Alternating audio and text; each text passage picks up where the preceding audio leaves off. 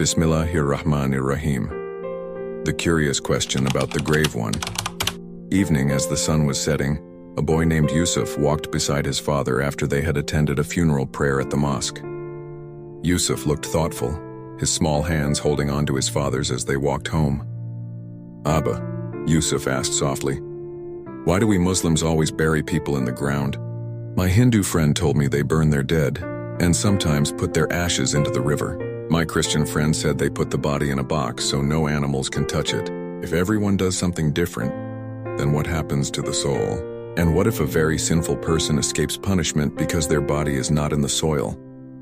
The father looked at his son with kindness. He smiled gently and placed his hand on Yusuf's head.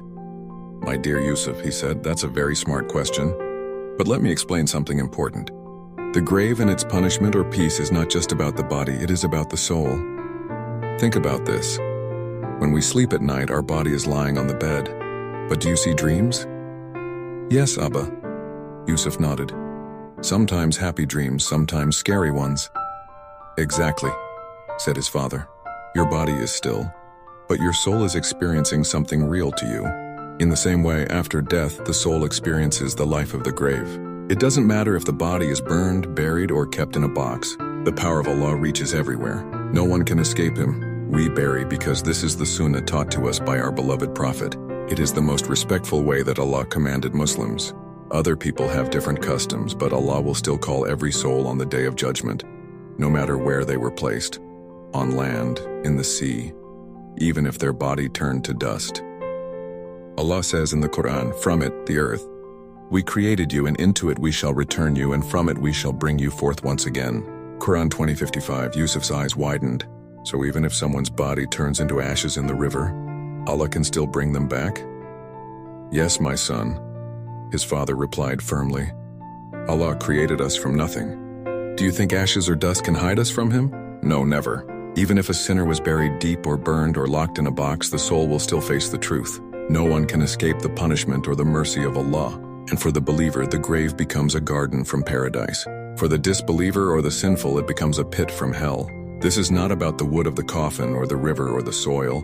It is about the soul meeting Allah's justice." Yusuf nodded slowly, a light of understanding shining in his eyes. "So Abba, burying is our way to follow Islam, but Allah's judgment will reach every person no matter what." "Exactly, Yusuf," his father said warmly.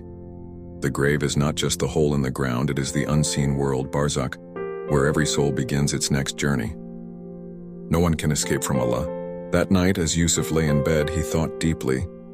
He now understood that the burial is an act of obedience, but the real matter is the soul, and that Allah's justice will reach everyone, wherever they are. Lesson. The form of burial may differ across religions, but the truth of life after death is the same. The soul belongs to Allah, and no one can escape His judgment. Muslims bury as an act of obedience, but the hereafter is beyond physical customs. It is Allah's justice that matters.